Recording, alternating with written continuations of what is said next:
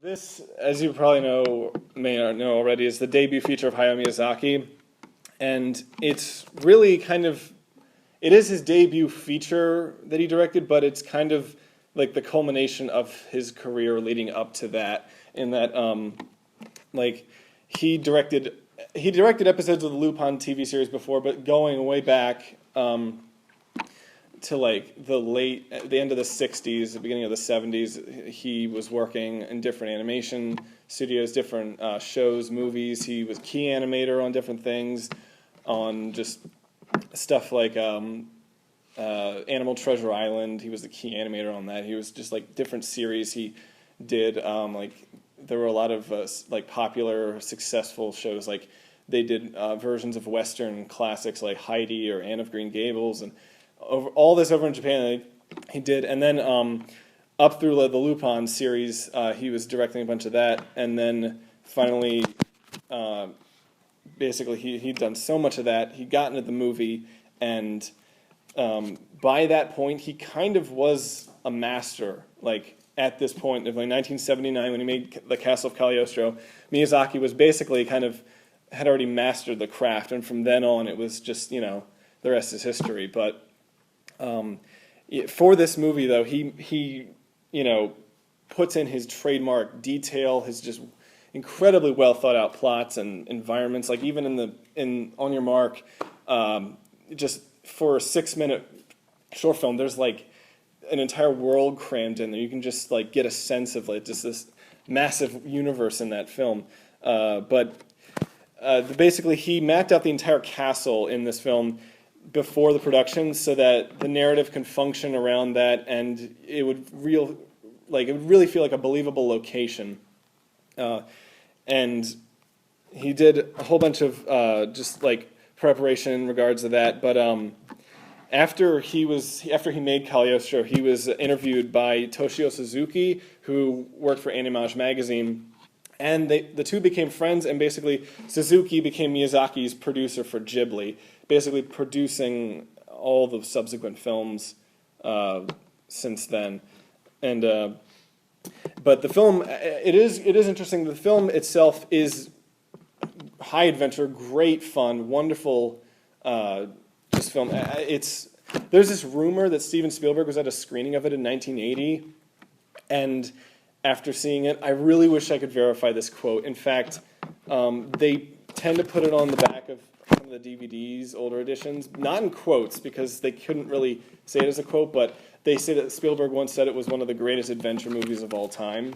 I would agree with that, but I wish to know if he said that, because it kind of feels like it gave him a verve to make Raiders of the Lost Ark, or just kind of that went into that. So, but it's a sequel of sorts to the Lupin TV series, because it takes place 10 years later and features a more mature Lupin, or one who's less womanizing.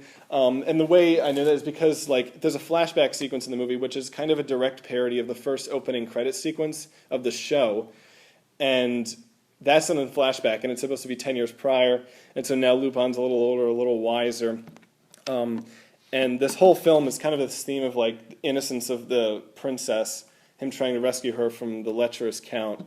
And it's a good thing that Miyazaki directed this one, because I know it's sort of like the creator of Lupin the Third, Monkey Punch.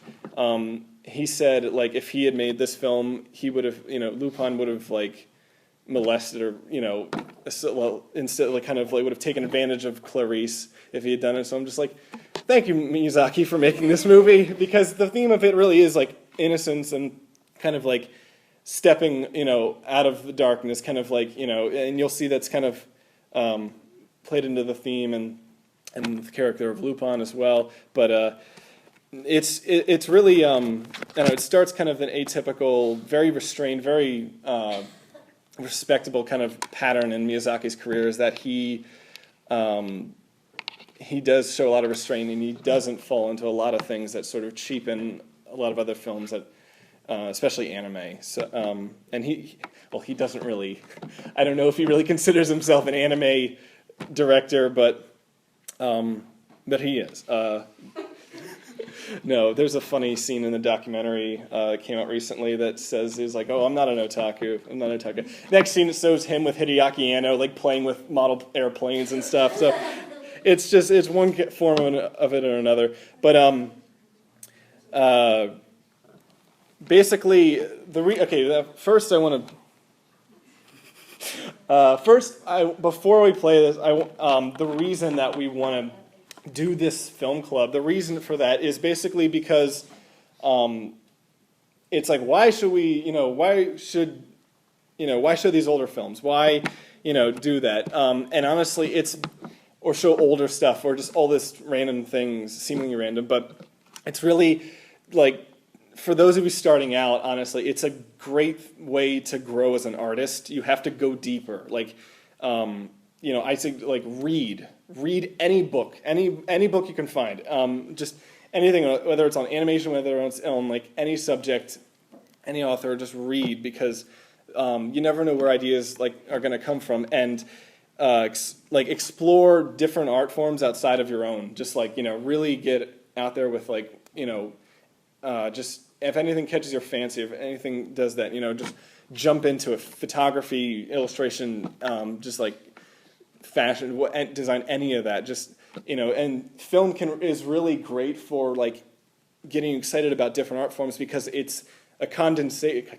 It's a condensed, like, version of all the arts in film.